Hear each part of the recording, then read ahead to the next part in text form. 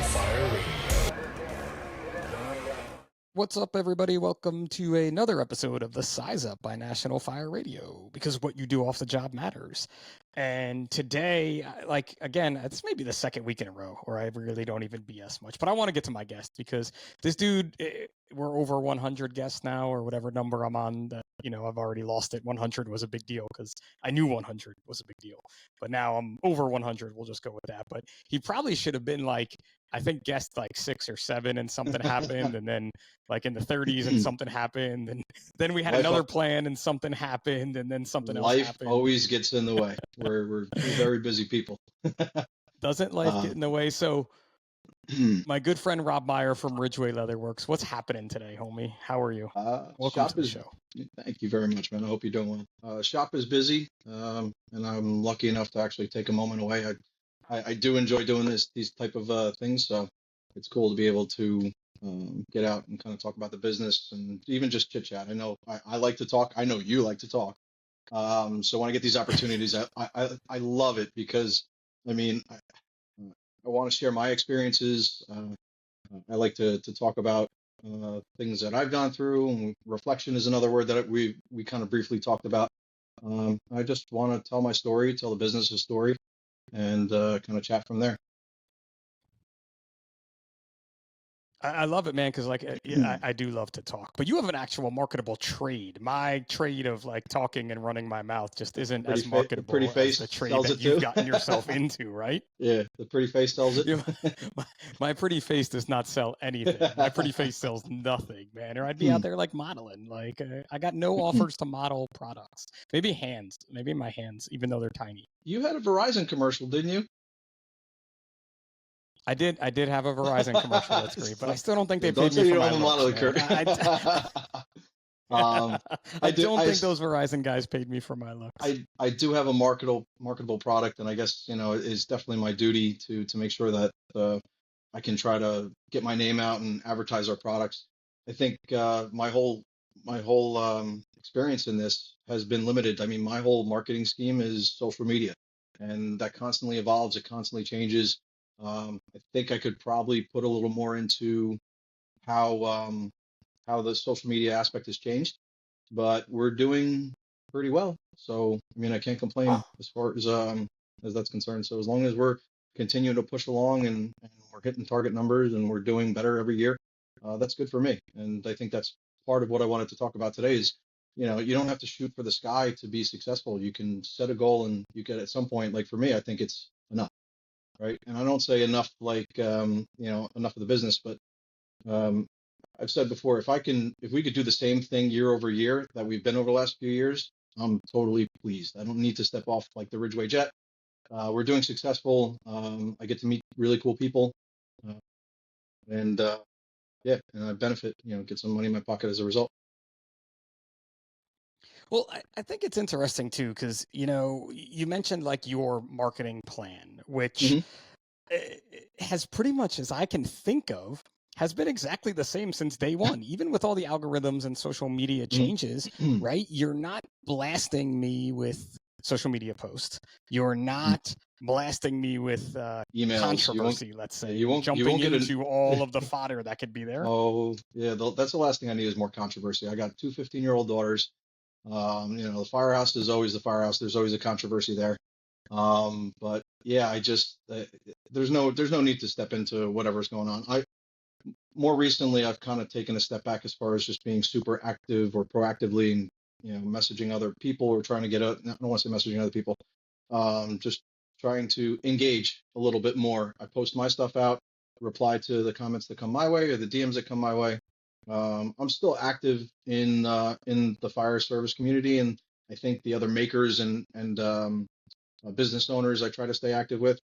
But life has just gotten busy. That's really what it boils down to.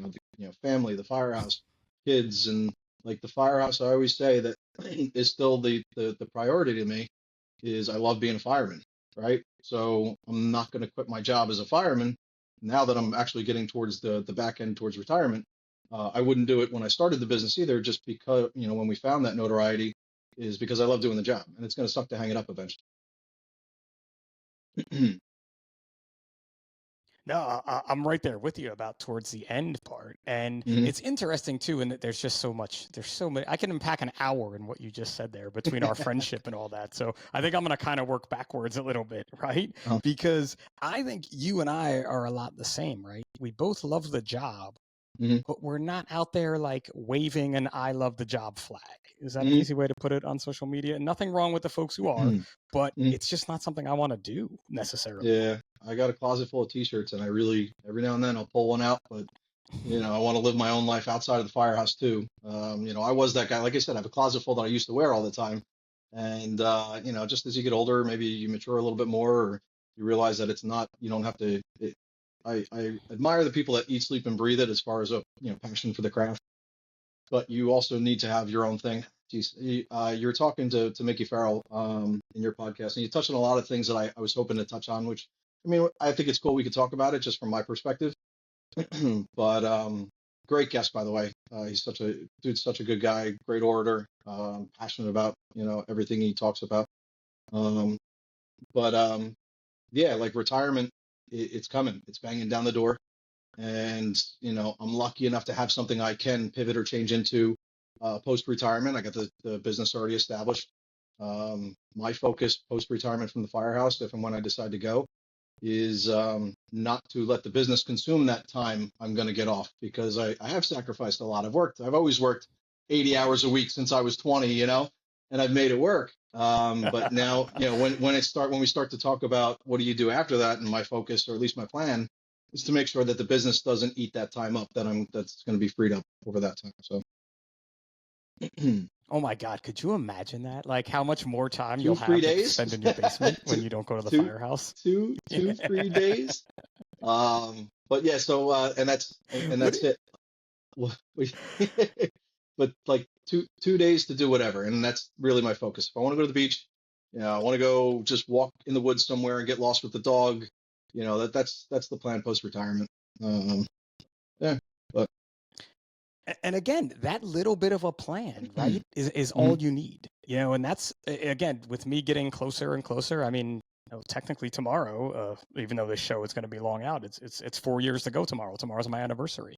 Um, congratulations. and the more I think about it, and the more I talk to it about it, well, thank you. With folks that I have on the show, like, I love your plan. Want to go to the beach? Go to the beach. Take the dog Mhm, for a long walk. mhm. You're going to be in the shop a little bit on those days for sure, but Uh, you have hard, these hard, other hard things no. already in mind to kind of prepare you for that. Yeah, I mean, what I want to, and You I better mean that when I you say I'm not going to be in that shop those 2 extra days.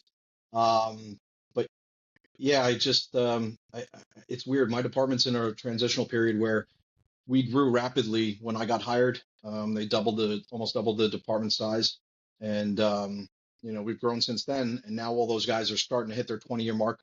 I'll have 20 years on the job at the end of this March, coming March, and we're hiring more guys. Guys are starting to retire, either time they brought over from other jobs, or just they're taking their 20 and out and they're leaving.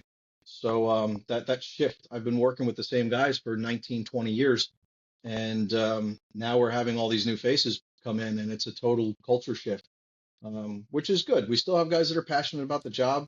We're all older. We're all in our 40s. We're all getting up there, a little slower than we were when we started. But you have these newer guys come in with an increased passion about the job, and they're excited and they want to learn. And it's definitely a cool change that's going to come, and I'm looking forward to it, because we don't, for that matter, we don't have that many. We didn't have a turnover for the most part. Uh, Probably hired 3 or 4 guys in the last 19 years. So I'm a couple more than that, but more yeah, recently right? Isn't that's like and we're swearing no, in. but that's such an interesting thing too. Mhm, My job is kind of going through that as well, where like, so when the list here in New Jersey, when I got hired, we hired 20 people over 4 years off of one list, mhm, right? And so now the first group is coming up. This year will be their 25-year anniversary. And mhm. we've had a few people leave because they brought time over, the same thing as you. But then in the past 3 years, we've hired 30 people. And so when you look at just the way that kind of goes, 4 years 20 to 3 years 30 over a Mhm. 20-year span, it's changing the way things are in the firehouse. And it's great because my department is growing. We're at our highest manpower since the 70s now. But Mhm. you just see that change, and it's cool to be a part of it. And then it's kind of happening on your way out. And I'm thinking, like, how many more people are we going to hire? Like, how many more new faces will I be meeting before I leave, right? Yeah, we're due for a large culture shift. I've always said because I got on so young, I'll be able to retire young. I'm going to stay a little bit longer, I think. I'm not one of those 25 and out guys. But I'm curious to see what that change is going to happen because there's going to be a huge turnover and there's going to be more hires than we've ever had. You have all these fresh faces and there's only going to be a few less left of us. And we have a joke. Some of the people that have left, the newer guys don't know who we're talking about. So we may talk about this person, we joke. There's only like things that certain guys will understand, and it's a shame. And I'm just looking back and I'm going, they're not going to be able to experience that. They're going to have these experiences on their own that they're going to be in my place in 20 years. And it's pretty cool to think about it. It's kind of sad to think that it's gone so fast, but yeah, I still got plenty of time to go, and I'm looking forward to the next couple of years. No, and I think that's an important thing too to realize and try to keep, like Jeremy talks about on the big show, as I like to call it now, like those traditions alive, and it's the same thing as I'm telling stories that I heard about guys that I never worked with. I knew Mhm. them because my dad was on the job, but like I'm trying to tell those stories to people and be like, I've never even worked with this guy. This happened 15 years before I got hired. But isn't Uh-huh. this story epic? And it really happened, or at least I think it did. And I may have exaggerated it more, which only Mhm. makes it better. So it's your job to do the same in the future, right? In that storytelling end. And I kind of like it at the very least as guys start to peel off. Our firehouse or our department was never really photo positive, so there wasn't always a lot of pictures being taken for that reason. There's still plenty of pictures hanging up in the firehouse, and I think as time goes by, what's really going to appreciate is that we could point out those people on the walls from the fires and the shots of everyone together. So at the very least, being able to put that name or the face to the name kind of works too, or it helps out build an imagination of who they are, and then just collect that with the stories and everything. But yeah, You just add to the legend, right? Like the legend yeah. is the best part. Who knows if Uh, it really was true or not? yeah, I've heard stories over the years that have mutated and changed, and shit, I was one of them. There was remember that earthquake we had years ago, um, in the area, like you could actually feel it. Nah, well, Yeah, yeah. there Well, was a there was one just like a year or like about a year ago. no, no, this was a number of years back. It was probably 10 years ago. And we were feeling the building shake because we're in the Okay. firehouse. And the table was shaking, my chair was shaking. We're all looking around like, what the hell's going on? So I tell, like, everyone's looking at ourselves. I'm like, hey, get out. Like, get out of the building. We don't know what's going to happen. And over the years, that story has turned into like, we were in a war scene where I'm screaming, get out. I'm climbing over the table and shit just to get out, and it's funny, and I roll with the punches, and it's just how the stories morph and change over time. It's pretty funny, and that's the fire service, and that's what you work with people long enough, and you get all these stories, and now just like now, like everyone's starting to get towards those days. We have a ton of stories over a full career that we can all harken back on. We've all heard them 100 times, but they're still entertaining when they come across.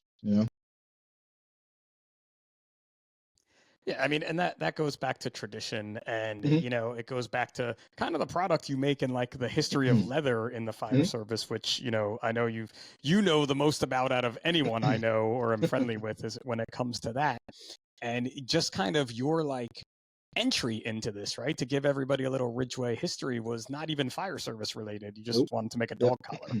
Hmm. And like the only reason why it went the way it did is just because the fire service and leather go hand in hand. It was something that I knew it was a hobby I wanted to take up. The first thing I thought of was a dog collar for my puppy, and as you could see, he was the mascot.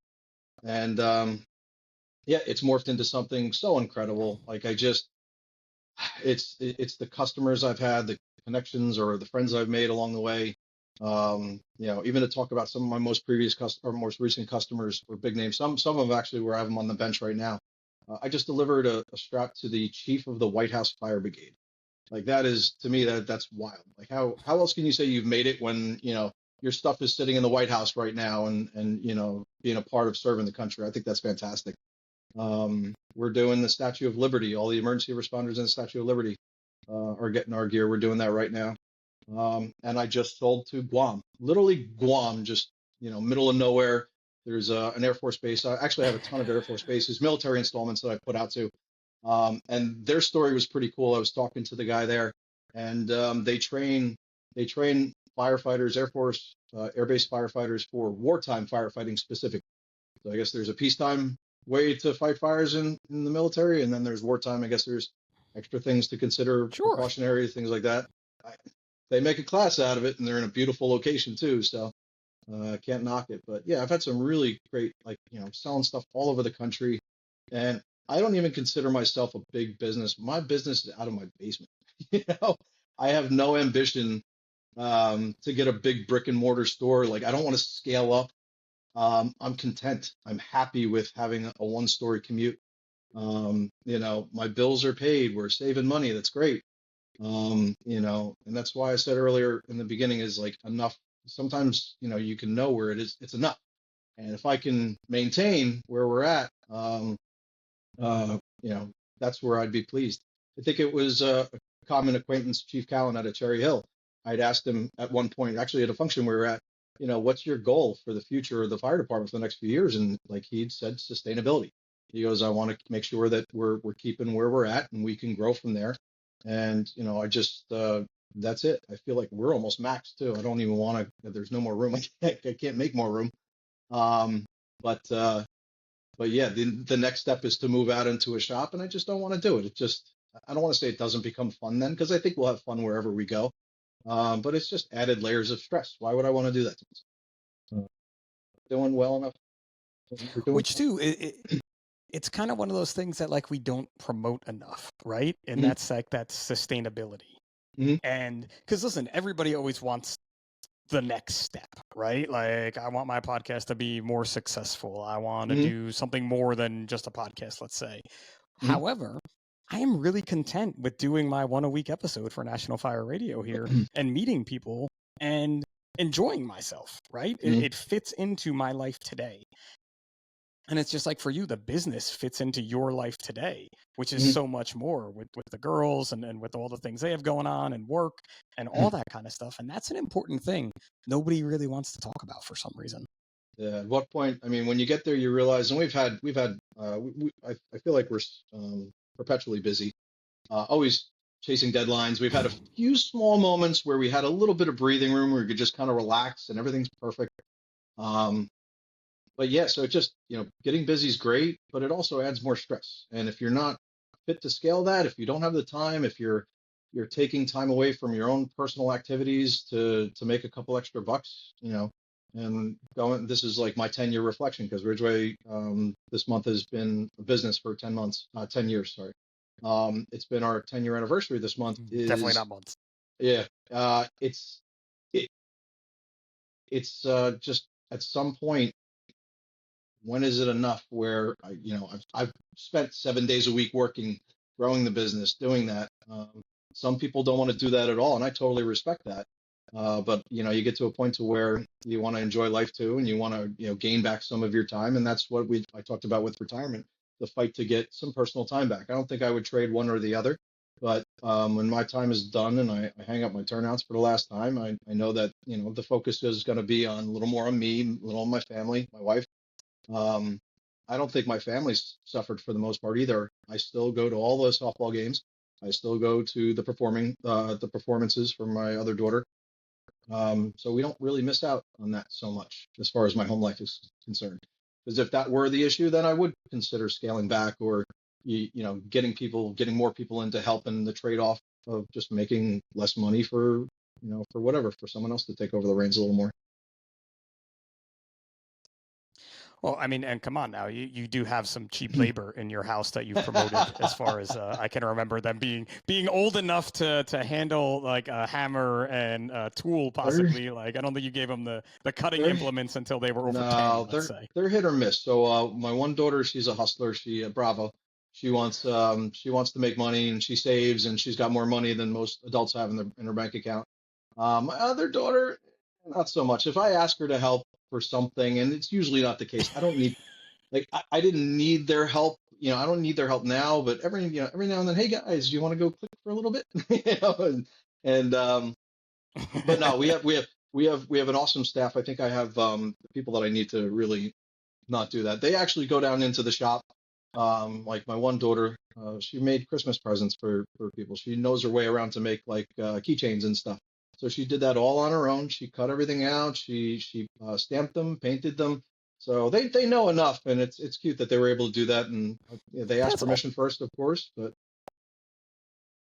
yeah. So It's she, not even they're, cute. It's awesome, man, right? Because you instilled in them that like maker attitude, right? Like that hmm like look, you can actually go and do this. Like not only are you saving some cash on buying your friends Christmas presents, but it yeah. means even more that you made it. And I know watching you work again for 10 years, that's one of the things that you've always taken pride in. Whether it was making a radio strap for me or making me another radio strap because I got a different nickname at the firehouse that you were laughing about, Capitan. or sending them to the White House. That pride and ability to help someone else, that's a big thing to instill in your kids, man. And you did it without even knowing it, probably. Yeah, and I mean, I could see it. I learned that when I was in construction before Ridgeway. Um, and I impressed upon anyone I bring into the shop to come work for me is, I hope you can appreciate the ability to take raw material and converting it just to a complete finished product, something you can be proud of. And it's something that you don't really have in the fire service. It's kind of different. I mean, you could create things. There's no shortage of guys. We just had one of our probies talking about a new firehouse table. So since we're bringing guys on, we may entertain doing that, whether or not a new table, but like a table for the bays or something like that. Um, but yeah, you don't get much creation. You get a little more destruction in the fire service than you do creating. So yeah, this kind of scratches the itch as far as what I like to do. I like to work my hands. I like to, churn out some raw materials to finish products. And the leather side of it has been so good to me. And I know it's through a ton of hard work and a lot of persistence and sheer luck and good friendship for that matter. All these things came together and helped create to what the business is today. And it's just a confluence of different things coming together and spit out the end product. And two, the product obviously is amazing. Or I got my second one from you because it was so great. And it wasn't because I need a new one, just because the Uh, nickname changed. The mhm. original one is still hanging in You case got I need bumped. it Yep. somewhere. But you know, watching you grow the business too, and learning from you about like the craftsmanship that goes into leather making, and Mm, kind of like and you said this word a long time ago, and I've heard it a lot more, but like the guild of leather makers that you guys mm, have, mhm, even though you're competition with each other, you all seem to mhm. have that like creator gene to help each other out, right? Yeah. If there's and I'll welcome those people with open arms. There's some people out there, and I think that's any business. They want to be the next Jeff Bezos. They want to be a shrewd businessman. They want to, make sure all the money is accounted for. And not I don't want to say that in a bad way, like I'm not, but like they want to make sure they nickel and dime everything. Um, I I've learned that you get a lot further with having a more laissez-faire attitude about, if something goes wrong, if we screw something up, there's no sense in harping on it. You're not going to be able to fix it. You're not going to take it back. Just toss it in the trash and move on. And I think that's gotten me a long way as far as not having to deal with any additional stress. Running a business is hard enough as it is. Maintaining and managing staff, making sure products, materials are there. There's so many other aspects that cause grief, but there's a few things that I've done that just kind of like you let roll off your shoulders, either screw ups or my warranty. I warranty a ton of my products, and I don't even think twice about it. Just I'll send you a shipping label, or you send it to me, and I'll pay to ship it back. We do a ton of things that it doesn't make the most business sense, or you could probably irk something out of your customers for it, but you're not building a positive customer relation. You're not garnering that goodwill. I use Leatherman. I don't know if they still do it. Leatherman was always a company that stand by their products. Craftsman, the old school Craftsman was another one. They take everything. If you have an issue with something, they take it back, replace it. Now that's the kind of attitude or my mantra is that we're doing well enough. We're making money. You can't cry over the small things because the money you're losing is you're buying positive customer relations, positive feedback.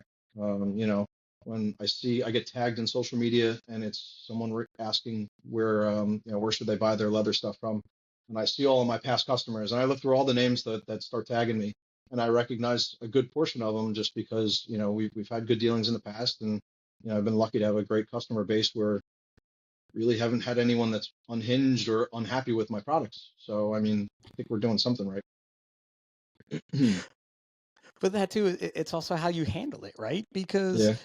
a lot of times if you have someone who is unhinged, let's use that, I Hmm. like that word, that may be the name of this podcast, I like it, Hmm. unhinged, right? But when you have that person, you know, it's really easy to respond in an unhinged way to them, Hmm. but it sounds like that's not what you're doing. You're just trying to figure out what their problem is and hey, let's solve this together, kind of like Hmm. we do with the firehouse, right? Yeah, and I've gotten, so like, some, you could tell in like people's tones, even in emails, almost like not a charged email, but people are just like, well, what are you going to do about this? And like my answer is kind of like the same thing I would do to anyone else: is we're going to take care of it. Don't worry. Um, and you know, I've seen it with other business owners, and not necessarily even the leather side, but it takes some people a while to realize that that's an investment in your business too. Is be, you know, stand by your work, stand by your products, and when something goes wrong, the first thing you should be worried about is fixing it. You know, so yeah, that's pretty much what I we've done for a mantra. in the best way possible. Hmm. In the best way possible too, right? And you Yeah. said it right there is, you know, reading tone in emails and Hmm. text messaging is very hard. Hmm. And it's why I've now taken to this new like a mantra of I reread everything before I send it. If it's Oh, charged, I'm if bad. I'm just I'm bad. texting, you know, If for it's whatever, charged, but okay. If I'm bad with that, I read through and start answering, and then maybe I missed something, and it's not that. It's usually like minor details that they kind of just follow up with me. That's fine. Sometimes I'm bad with that. Like I have to snooze emails all the time to make sure I'm not in a bad place to respond. Not mentally, just physically a bad place. Because I've been known to just be in a passenger seat in the car, just responding to emails, and it's just, I'm better if I could just sit down in front of a computer, focus, whether it's my elder millennial brain that needs to be in front of a laptop. You know, that's just, you know, I feel comfortable being able to sit down and settle in. I really need to focus on responding to emails that are kind of a little long-winded or wordy. which is good though, right? Because again, Mm-hmm. you know what you need to do to make it right for yourself. That's that self inner looking at Mm-hmm. yourself that a lot of people don't want to do either. Yeah, well, I've learned over the years, and sometimes things, I don't want to say sometimes things get missed, or like a detail in an email. While I'm in the shop, I'm still working on the production end. So I'm usually pulled in like 5 or 6 different ways. So I'm answering emails, answering phone calls. I'm working kind of on like almost like a support role in production. And then of course all my people that are in the shop, they have questions that need to be answered. So I'm definitely known to like leave a piece of paper on the other side of the shop that I'm meant to get back to, and then I move to 3 other things, and 2 hours later I'm looking for where that piece of paper went. Um, but to touch on that, I'm not an amazing businessman. I'm not infallible. I'm not, that's the right word, geez. I'm not perfect at all. And I know that sometimes, like even Sure. just like in my firehouse, I'd love my firehouse to go a certain way. Just like I know my employees want the production side to go a certain way. Um, and I can try to accommodate as best as possible. I mean, obviously, I want my workers to be happy. I want them to enjoy coming to work. Uh, any suggestions to help the process either improve or speed up, that's fantastic. In the end, sometimes it's just me. You know, sometimes I'm just not like, you know, I have trouble focusing sometimes, so I jump from things. And like sometimes that's what you're gonna get. You're gonna get Rob from Ridgeway. You know, maybe, you know, as far as organizing emails, I'm horrible with that. That's why I answer as soon as I can sometimes, is because if I don't, I'm going to forget it. If I don't snooze it, it's going to fall by the wayside. Um, but there's nothing wrong with just having imperfections and just dealing with them, whether you could work towards change, but you don't have to be perfect. And I think that was another level of stress too that took me a while to get over, is that you don't have to do everything perfectly. You don't have to do everything by the book.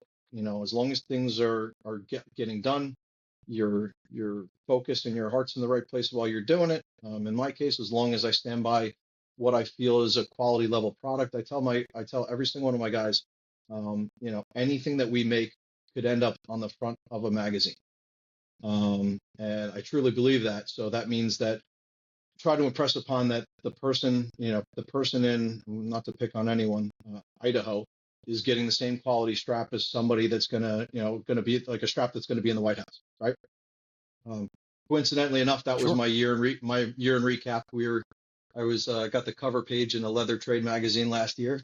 Um, Super excited about that. I think that was a really cool thing that validated myself in the leather community, and not necessarily just the fire service. I think we community. I think we've done a crazy amount of things in the fire service, but to be accepted by a publication in the trade that you work with, and your peers, is second to none. I was going to do a big recap at the end of the year. I got COVID right after Christmas, so we were like dead to the world. I kind of feel like I missed out on telling everybody what, recapping and what we did in 2024, let alone what we had planned for 2025 as well. But yeah, super proud of that, and it just continues to validate everything that we do is in the right direction, whether it's stumbling in the right direction or at a full pace run, where we're moving in the right direction one way or the other. Which again, it's been such a cool part of your journey to learn about the leather community and all the other things that are made in leather, out of leather, or for leather. Like Mhm. when you posted about being in the magazine, I think I sent you a text and was like, I didn't know they had magazines for the leather making community. So congrats to you, buddy. There you go. They have magazines. They got trade shows, all the good stuff. I'm still trying to get out to one of those trade shows. They're all out in like Arizona, It's got and to they're out in the middle of nowhere. So I'll get there one day. it's got to be the best smelling trade show out there, I Yeah. would say, though. Well, and yes. So every time I introduce new leather into the shop, we do get a new smell of leather. But working with it and being in my workshop all the time, I miss it. When we had News 12 come down to us, the first thing he said, he comes down in the shop, he goes, smells like leather in here. This is amazing. And like, I'm tone deaf to it just because we work with it all the time. When we bring new stuff in, it changes. But yeah, it's almost a shame. So sometimes I get a nice whiff of some different leather, and it's, brings me back, or when we go on vacation, we're gone for 7 or 10 days, and then we come back and then I smell the leather a again. nice So, um, yeah, a nice it's, whiff of different leather. I get the essence of saddle oak in this leather. What the hell are you talking about? Don't even get me started. There's a whole tanning process and different tanning process that create different types of leather, and they smell different too. So we don't want to go down that road in a fire service podcast. But yeah, there's a lot of differences. So Everybody's already turning it off now. But no, listen, it's so interesting though to hear. For me, it's so interesting to hear all these different things. And I would say the people listening too are interested in it a little bit because it's a mhm, world we're not in. And it's a world mhm, that you have just gone well overboard into the mhm. level of it being such a good side hustle, or as they call it. Oh no, what do they call it? Oh man, in Australia they had a name for not casual work. I can't remember what they call it in Australia, but like you're in this community, and I love that, and I love learning Mhm. about it. So anytime you tell me this stuff, I'm interested in it. It confuses me, but I'm interested in it. Yeah, 10, 15 years ago, I was swinging a hammer. I was working BLS on the side. We kind of shared that. That's where you got your start too. But I'm super excited, or I'm happy that I found something not only that could help provide for my family in the future, but I still get to keep a part of the fire service in what I'm doing. So I still get to interact, and I still get to go to these trade shows, and I still get to share or just talk about these stories. And I'm not gonna totally hang it up. I know a lot of guys, they walk out their 25th year or their 30th year, however long they have to stay, and they don't think about the fire service ever again. They paid their dues. They don't want to do it anymore. We just kind of had a retirement that was almost like that, seemingly, where he just wanted to get out and don't lose my number. I can't. I love being a fireman. I love the whole aspect of it. The fun stuff and even the shitty stuff. I've always mentioned, like, guys hate rack and hose. I don't mind rack and hose because there's going to be a day that I'm not going to be able to pack hose anymore, and I'm not going to hide from the opportunity to do it because you don't like it, it's not part of that, the fun part of the job. Um, I've always felt like those things are important to me. Is keep on doing the small things, enjoy it while you're there. Definitely gonna miss the camaraderie around the firehouse, the just showing up at shift change and shooting the shit with the guys before, and I'll miss that 100%. But yeah, that the avenue that we took, and just through dumb luck and determination and hard work and just keep plugging away, we built a business that's gonna keep me in the fire service for years to come. Yeah, because it's really never going away, right? Because I mean, why not? They work great, right? It's like one Hmm. of those if it ain't broke, don't fix it type things. Yeah, I was always kind of worried about that, but I don't see. I mean, there's alternatives, but I like there's still it's still just a rugged, durable product. It's been around forever. It's one of those things where I think communication would have to change drastically before you see that go away. And even then, there's other things that we make too that we sell. There'll always be that tradition in leather in the fire service, so I'm not too concerned. But yeah, I mean, cross that bridge when we get there. Sure. And again, like even the alternatives. Hey, if you want, you've always said like if you want to use the alternative, use the alternative. You know, like you Hmm. don't have to buy the strap from me. Buy it from anyone who's out there making it, and Hmm. use what you want to use and how you want to use it. Like that. That's a big part of the business too. That you have Hmm. been so supportive of all the other makers out there. You know, Hmm. whether they're all your competition, but like Hmm. to be supportive of them and not out there kind of like we see it in some industries just bashing other companies and things. That's a Hmm. waste of your time. Yeah, I try not to. Sometimes, like in almost one or two rare occasions, I let it get the best of me. We're all not perfect, but yeah, I'd rather see, and I've always loved new makers come out and try to try to learn the trade and keep leather in the fire service, or even for whatever reason they're trying to do it. Yeah, I think it's awesome because I was there and I was the one asking the questions. And I think that that's kind of where that translates in the fire service, where, I was that new kid that didn't know anything. And I surrounded myself from people that, were I considered mentors, and they would help teach me. And, um, I'm not going to give you the keys to the shop for free, but if you're willing to take some tips and instruction, and you want to put in the work yourself, I think that's fantastic. I think that the more people we have doing leather work, the better. And when I started, there was probably a few dozen of us, maybe a dozen, that really had notoriety as far as leather work. There's hundreds of them. A bunch of shield guys, bunch of guys making radio straps and things like that. I've never truly felt like I'm worried or concerned that they're gonna be an issue for me. They're doing their thing. I'm doing mine. Business is great. So, why worry about something that hasn't even happened yet? I got enough stress in my life. I don't Yeah, need to I mean, worry I about think that's a big what thing to could. say. Mhm.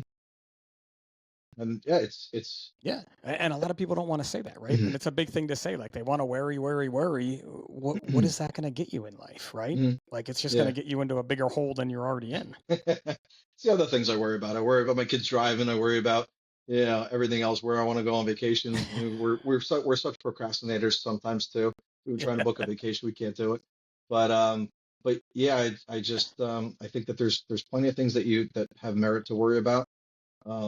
What could happen in the future is something I try not to even think about, because I'm more focused on what I'm doing now. And I think that's beneficial to me, and it would probably be beneficial to other people too, taking in that mindset.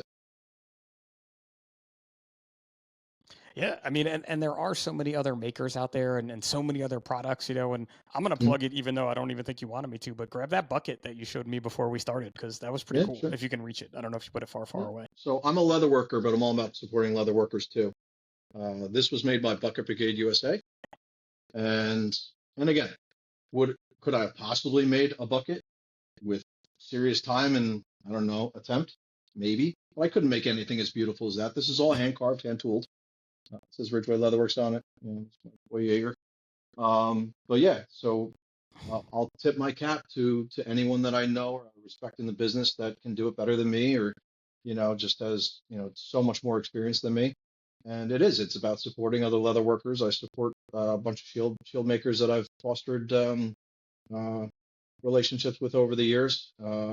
Same thing. I even tell customers, if for some reason they're hell bent on not using me, I'm not sure why, or if I don't provide a certain style that they want, I'll give you another couple names to go to. If I'm not going to win your business, I'll send you to somewhere where, I feel like you could trust, and you're not going to be taken for a ride.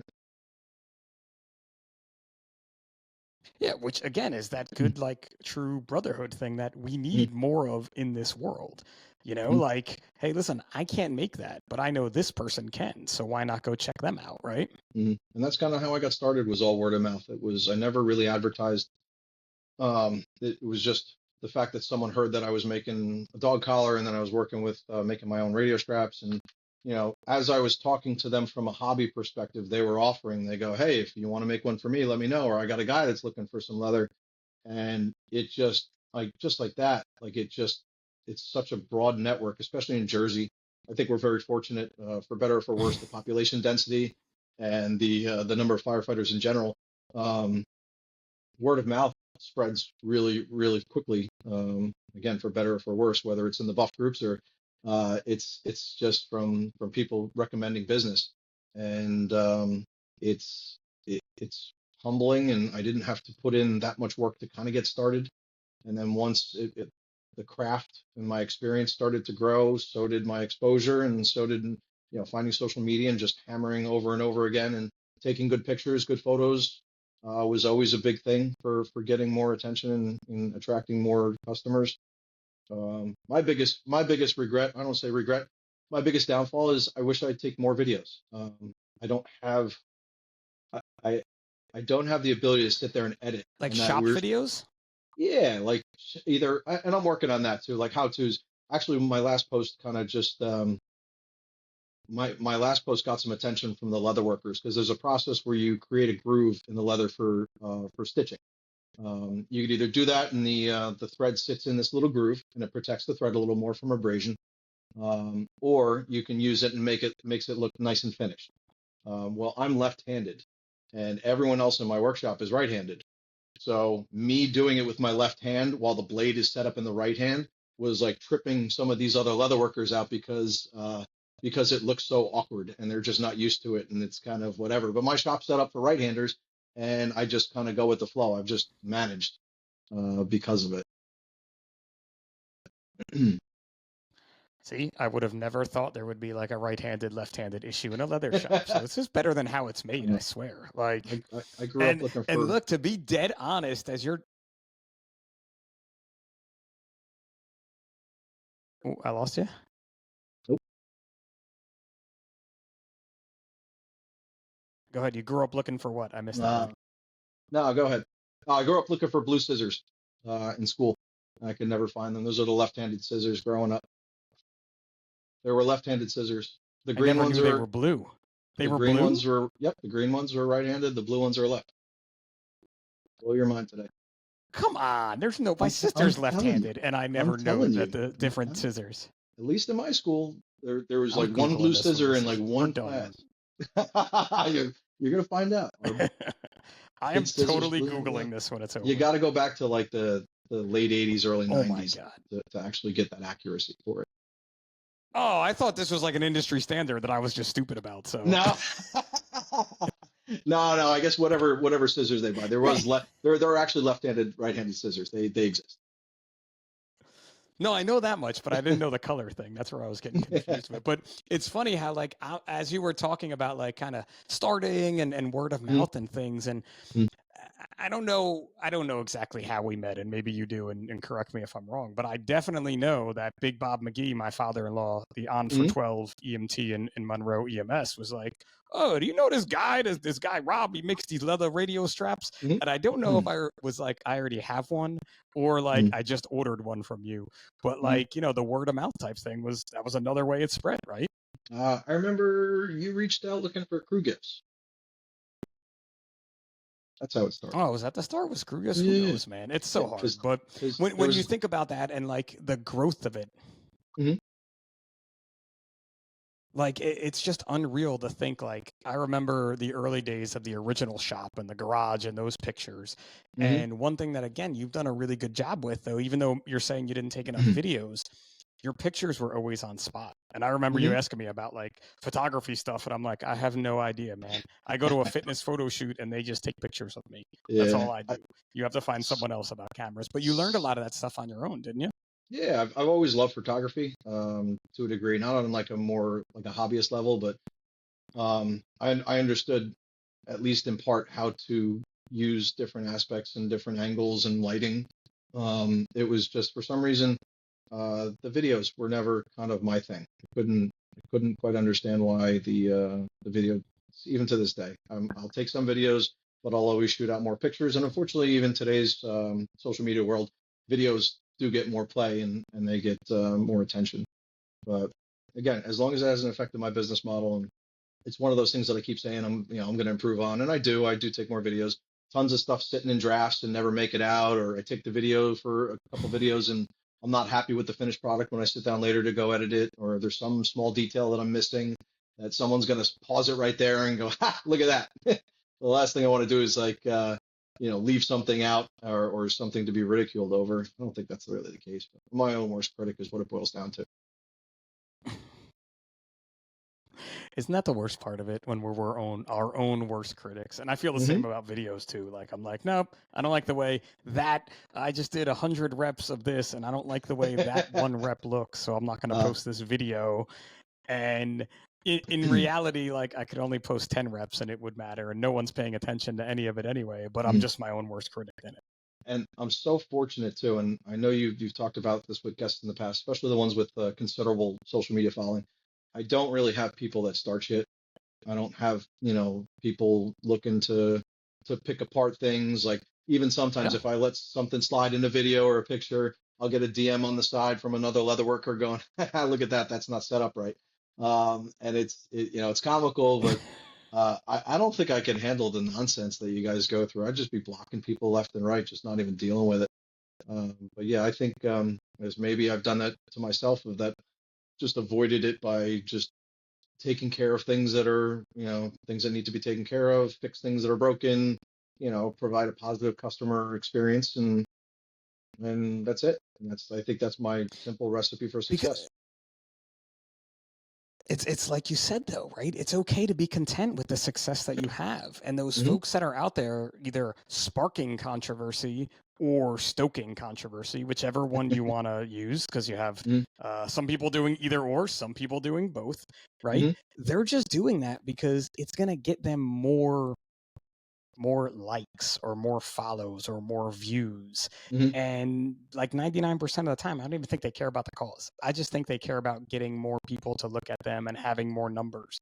They're Where focused when on you're content engagement. with what you have and you're putting out a good product, Hmm. yeah, like that engagement, you're not going to get that engagement on a positivity post. Trust me, I've tried. But that's no different than the fire service too, Right? or the But like firehouse. you start stoking the fires. There's no different, like, guys. There's always guys in the firehouse that want to pull the pin in the grenade, throw it in the middle of the room, and just walk out and see everyone else flipping out over something that they said. And there are people that that they love controversy. That's the way they want to focus their either business model on, or they want to grow their following as a result of it. And I've never had much of a reason to be negative about it. I mean, I I don't know. I get worked up. I'm a super passionate person, whether it's in the firehouse or in the shop. The one thing you get from me is I wear a lot of that on my sleeve. So when I get to talking to people, there are some things I probably shouldn't say, not in an offensive way, but I speak my mind to my detriment sometimes. But yeah, I feel that as a kind of a negative quality at some time. It's better than either being a deceitful or just trying to work people up for the sake of your own benefit.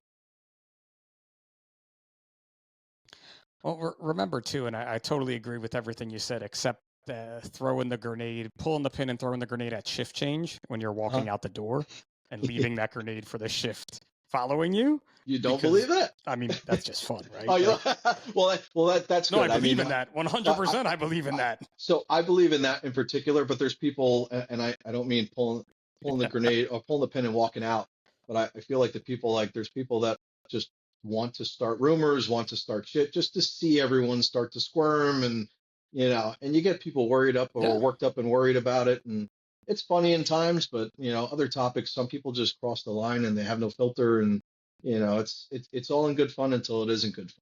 So I mean, I still do stuff like that.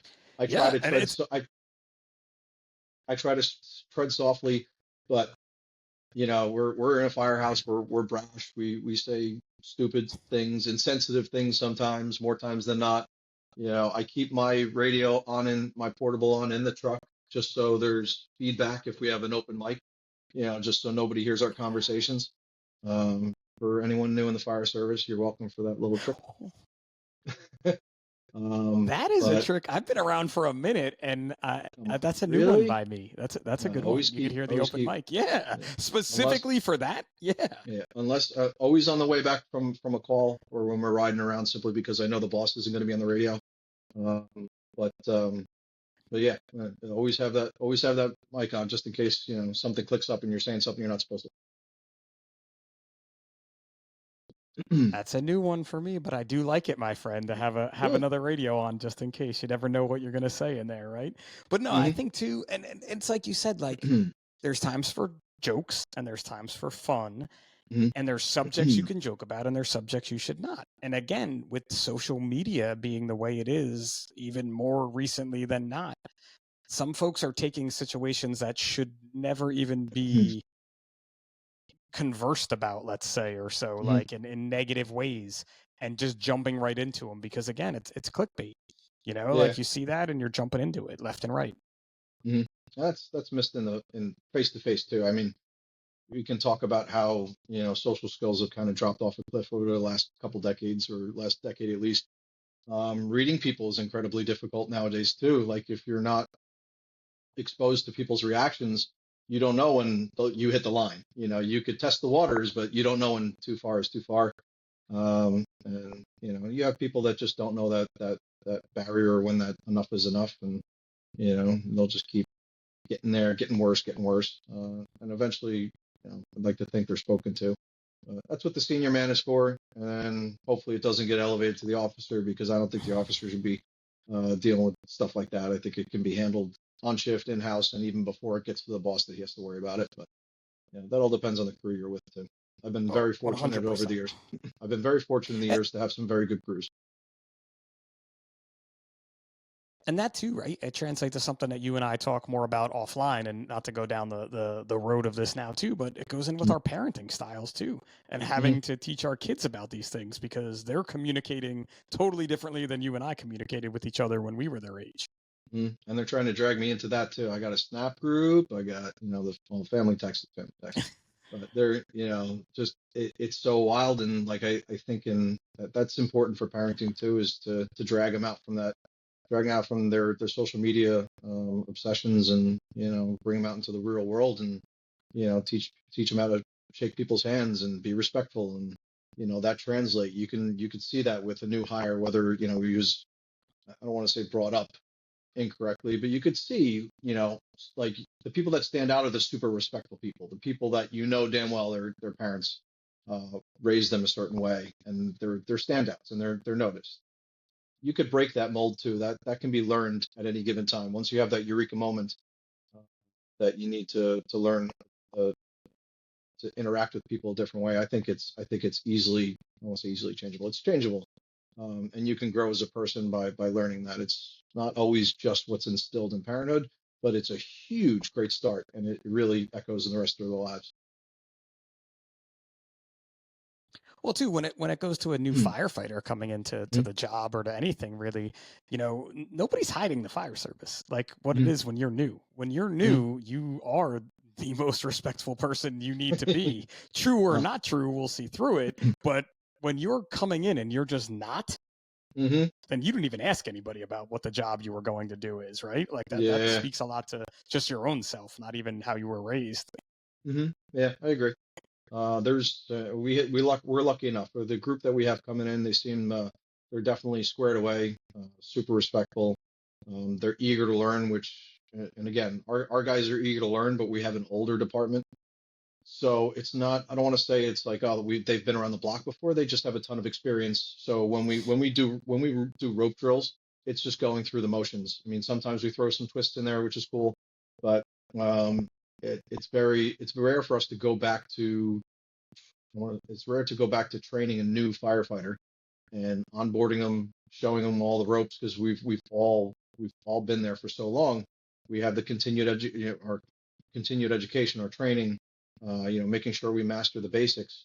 But teaching new guys that don't know the new basics yet is really kind of refreshing. It's a total new different chapter for us, which is cool.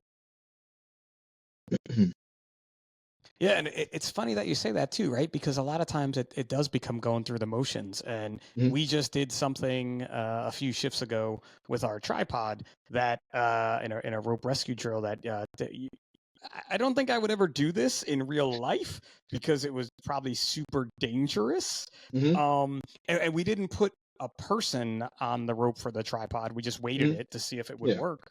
But it required us to really think outside of the box.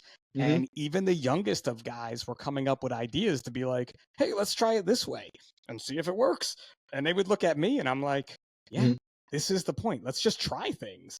And if it mhm. works, it works. And if it doesn't, it doesn't. And if we ever do this in real life, we're probably going to end up in a courtroom. But let's never do this in real life. But let's Well, I mean, learn a different way to do things, right? that Because means the you have same way buy-in. over and over again, you're not learning anything. That means you have Yeah. buy-in, and that's awesome. Which You is, want those passionate it, people. You want those people that are there to do the job and not just looking for a check. And it's a benefit that if they have experience before, so it's not their first day on the job. I know yours is a little bit different because of being a civil service department. We require some experience prior to hiring. So, I don't envy you bringing some guy off the street with absolutely nothing. I know obviously you put him through the academy and then you have your own in-house training afterwards. But yeah, that's where you end up finding out whether these people actually want to be firemen or not. And having those guys that are really passionate about it and really want to be a part of it and really eager to start their career, especially as far as their sunsetting, it's totally different. It's a different gear. It's a different experience. And like I said, that's where I'm kind of excited and I'm looking forward. Not that I haven't looked forward. I'm looking forward to what's next over the next couple of years. I've had tons of fun in my career so far, and it's just a different aspect or different perspective I'm going to be looking for the last 5, 6, 7 years, maybe. We'll see. yeah, I mean, it's an experience for sure. Like where I am, and it's a little different than Mm, where you are, like you said, for sure. And mm, we just keep going up. The buildings just keep mm. getting bigger and bigger, causing newer and newer hazards. And it's Yeah. like I still got to learn things. And a lot of the younger guys are actually learning these things in the academy. That I'm like, wow, they taught you that Mm, there. That's so mm. cool. I didn't learn that till I was like had 15 years on the Yeah. job, type thing. Yeah. So I like that, and it's that thing that you said before for both of us. Like we both just love being firefighters, and Mm. I think keeping that through the 25 years, regardless of what happens afterwards, that alone is that sustainability for me. Like that's made my career happy. It's just Yeah. loving being a firefighter and I still I wanting think to do it, even when I'm not going to do it anymore. I think I would be less satisfied with what I'm doing if it wasn't tied to the fire service. I mean, I think it would be more Sure. less of a passion, more business oriented, more about making money. And I keep reminding myself that it's never about that. I mean, it's great that it's happening. It's great that we're all getting paid as a result of it. But yeah, definitely having and just stumbling upon this because it was just a freak collection of things that happened that made this business into what it was. I'm happy that it happened because, the relationships we built over the years, the places we've been, I don't even think I would have been able to go to FDIC if it weren't for the business.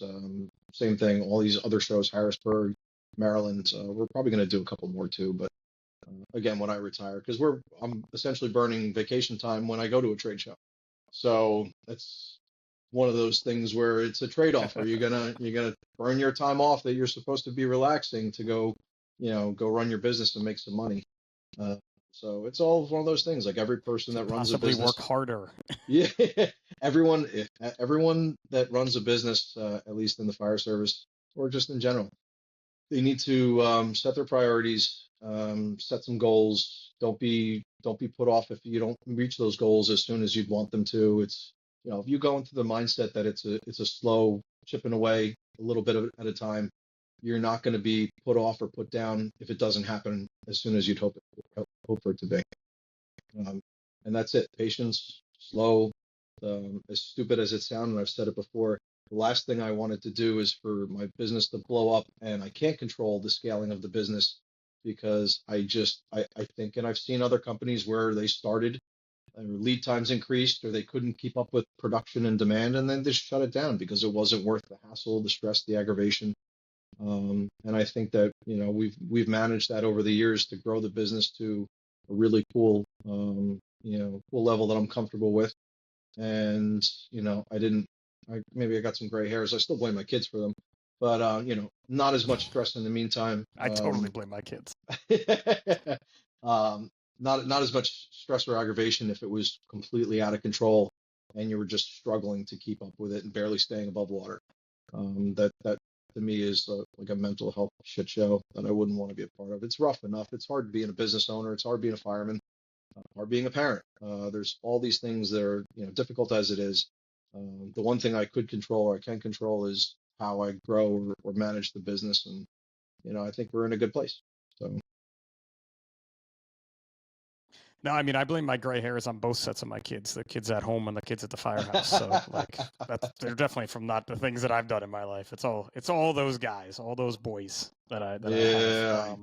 But no, man, that was like a great like synopsis of our whole episode right there. Like I feel like I don't even need to give one, is what you just kind of said through there as we're at the magic hour mark. Like you almost know what you're doing. Like you could host a Ridgeway Radio show if you'd like to, I think. I don't need anything else on my plate. I'm done. Ridgeway Leatherworks is the way to go.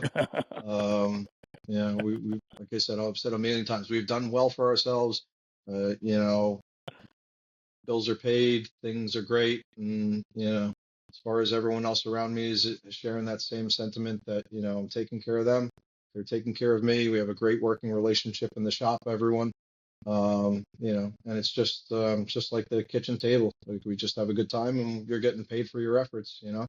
So yeah, it's been a humbling experience. It's been really cool to be able to grow the business the way it has, and I don't think I would change much at all. Just the way everything's grown over the years. That's awesome, man. Where can the folks find you? Because we've only said the name of your company like 8,000 times, but we should probably tell them where to exactly find you. So obviously ridgewayleatherworks.com is the website. You can find me on Instagram, Facebook, and Threads for Ridgeway Leatherworks, and same thing for TikTok as well. A little less active on TikTok. I think someone ruined that for me when I was talking to someone in the shop. I said, and this was 5 years ago. I think I'm going to start a TikTok account. And they said, "You are not a 13-year-old girl. Knock it off." And that was like the infancy of TikTok being a dance app. And I'm like, you know what? And I took offense to him. I'm like, oh, you know what? You're right. I'm not going to do that. And now look what it is as far as a company's concerned. I'm a little less active. I still post videos on TikTok every now and then, but I'm more of a lurker as far as content's concerned over there. Do you know that's hysterical? Because so we just celebrated the 5 years of the Size Up podcast, like the first recording, and I distinctly remember Jeremy being like, "You need to do this TikTok, Pip. This thing TikTok, it's like for you. You got to check it out." And like I went and looked, and I'm like, "Bro, this is not for me. Like I don't even understand what these people are doing on this thing. Like I'm out. I'm out. I'm not doing a TikTok. I have a TikTok, but there's barely anything on it." Pains to not be early access on stuff like that. Just like, somebody told you to buy some Tesla or Nvidia stocks, 5 years ago, and you laughed it off. Why would I do that? Stupid company. But yeah, I've learned, and that's kind of like a hard lesson. I mean, I'm sure just like anyone else, if I focused a little more on growing it, I could. But it's just like anything else. It's as much as time and you want to dedicate to it. And there's just so many different social media platforms out there. It's just we're sticking with what we know, and maybe one day we'll pivot over to that too and just grow it up a little bit more. But I think I'm at my wit's end as far as social media is concerned. But yeah, it's what you need to keep the business going. So we do it regardless. It pains me more that Jeremy was kind of right. That's what pains me more. Yeah. And it was going to be a big thing. Don't tell him Well, that though. He doesn't listen to all these episodes, so he's been plenty hopefully wrong. no one cues him in on that I said it. He's been plenty wrong anyway. He still calls pork roll Taylor ham. That he does. You ready for the size up 10, buddy, as we're getting close to finishing this thing up? Sure. Yeah, fire up. Fire away, man. All right, here we go. Number one, beach or mountains? I'm gonna say beach because I'd rather just plop my ass down in the sand somewhere with a drink and not do anything. I'm busy enough. I love the scenery aspect of the mountains. I don't know if I'm much of a hiker. I'd like me a beach with a drink with a little umbrella. And Nothing wrong with that, buddy. These days, and I'm going to go with there's a three-part question for you. I don't know if I'm going to stick with it, but is it a night out, a night in, or an afternoon out? so maybe 2024, Rob would say an afternoon out. uh, I'm mostly a home. Tina and I are mostly homebodies. We love going out, but we're introverts, kind of, if you could believe it or not. We enjoy each other's company. The only time we go out is when our friends ask us to go out, which is occasional enough. But yeah, we enjoy a nice home anyway, night home. So I'd be more of a night home type person. Nice, and I'm sure Tina is going to appreciate your little Mhm. shout out to her there in the end of the podcast. If she makes it that How about far. if she does make it that far? That's true. We're probably pretty boring to her at this point. She's through of our stuff. How about a movie everybody needs to see? Ah, uh, now you're killing me here. Movie everyone needs to see. I'm gonna waste a minute on this. Jesus. The editor will have to cut out this whole dead air. You can just Jesus. say I'm not Hold a on. movie guy. Like I don't watch movies. I It's kind okay. of am, and I am, and that's the problem is that I don't have, one. Shit.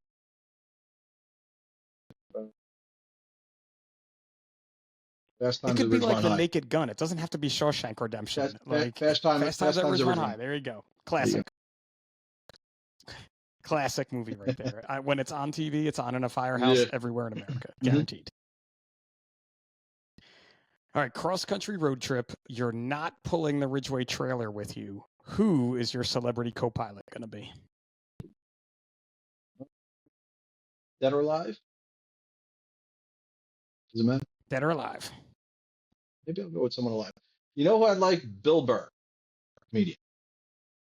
I think Bill Burr? Not been I, said before. It would be an I, interesting ride. I think he fits my level of, like I'm the type of person, like again, I'm a passionate person, so I get worked up sometimes. I get angry about certain things, and he's that same thing. He'll just start going off on a rant. And I think he's pretty funny. He's a brilliant comedian. So I think he'd be awesome to have in the passenger seat cross country. That's a good one. I'm surprised actually no one has picked him before. So you're the first Bill Burr for sure. Number 5. Do you make your bed every day? Define making it. Like I'll flip the cover back over to the direction where it should be. So kind of look. Do I go out and tuck the corners in? No, That I counts. don't go. I make an effort. I don't just flop the covers over and leave them like that. No, I got you. That counts. That totally counts. I'll go with that. How about a book everybody needs to read? And I do two, one fire service, one non-fire service related. You can do whatever you want, baby. It's your world. So fire service related. Report from Engine Company 82. I know a lot of people have read that book. I think Dennis Smith does a fantastic job of really explaining the details of things.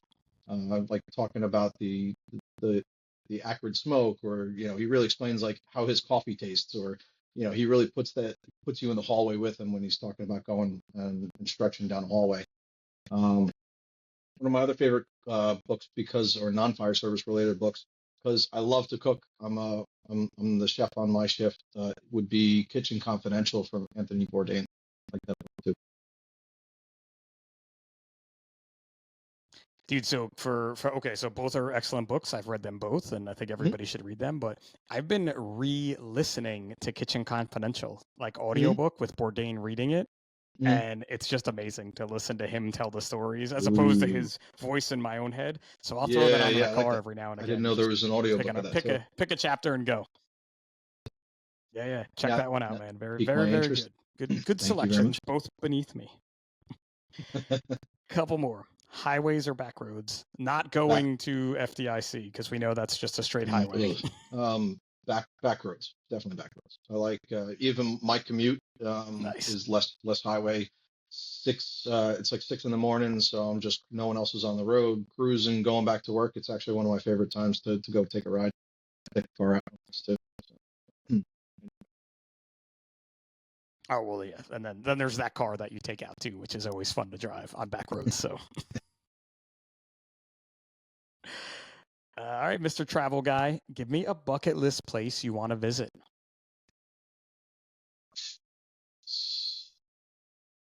since I'm a beach guy, I would say a place like Bora Bora, somewhere out in like the middle of, I want to say the middle of nowhere, French Polynesia. Get a nice little place where you're sitting in a hut over the water. That's my cup of tea. I think that's where my bucket list item would be as far as That's it. locations. That is definitely a bucket list place for us. Someday, Mhm. someday I'm gonna. It's one of those ones that like you should have done on your honeymoon, but you didn't. I mean, on your honeymoon, you had two nickels to rub together. At that point, even now, like everything's super expensive. But we said the same thing talking about retirement. Not to really get off track real quick, but the one thing we're doing now is like we're teaching the new kids about supplemental retirement planning and things like that. But I don't have any regret. I wouldn't put it past them if they're not cool with making an early commitment like that. But I don't have any regret about. I have put into supplemental retirement income as far as a younger me, but we never really made the money that we could really invest early on in my career. So like we were living paycheck to paycheck. So it's not like I can look back and go, damn, I wish I put more money into this.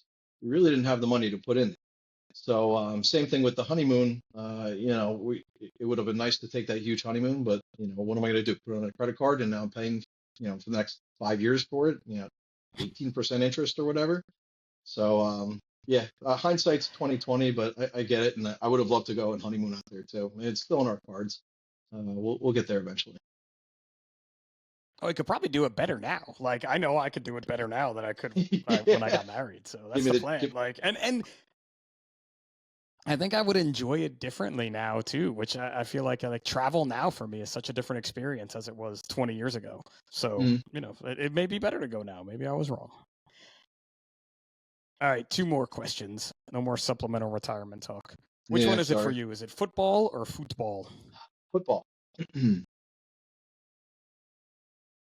Not football. 100%, huh? No, I'm not. And my daughter played soccer, and I don't know. I know it's the most popular sport in the world, but no, definitely going to be football over football any day of the week. No worries. There's no wrong answers here. It's just however you feel, man. Don't be ashamed of what That's you're how I feeling feel. like, right? Yeah, definitely football.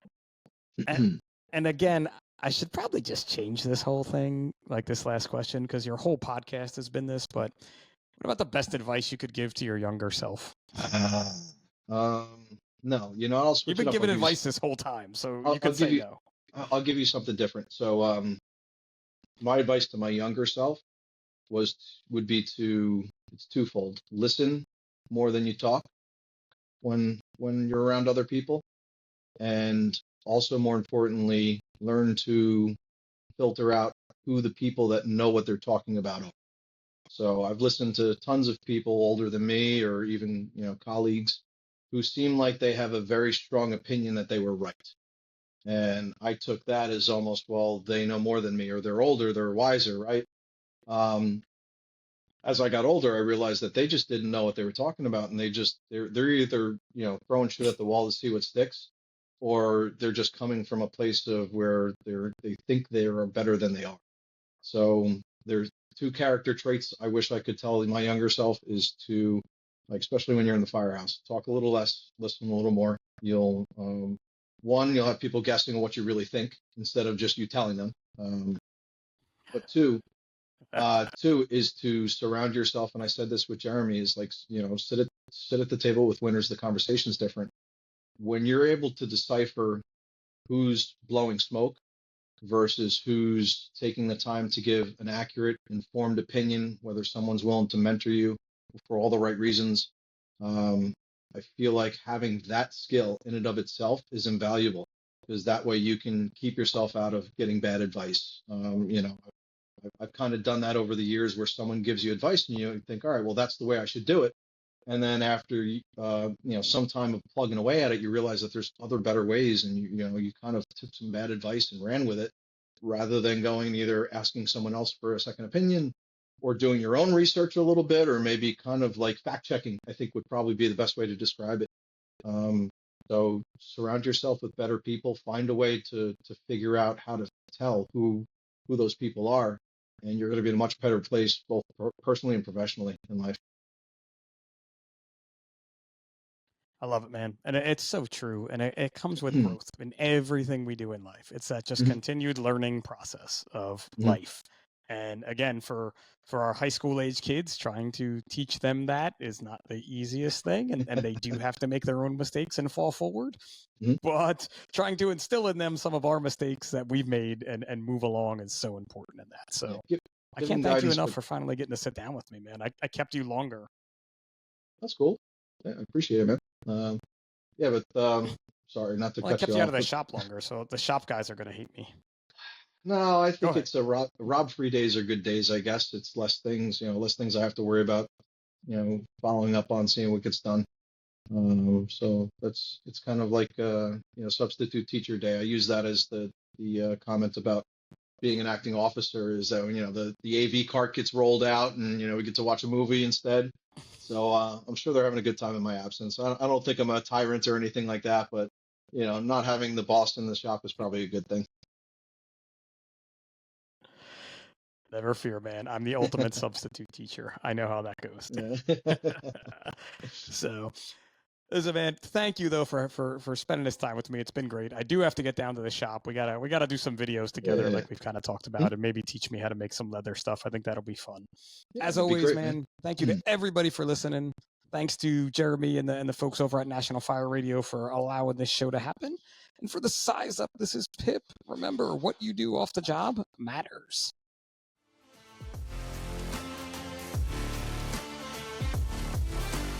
National Fire Radio.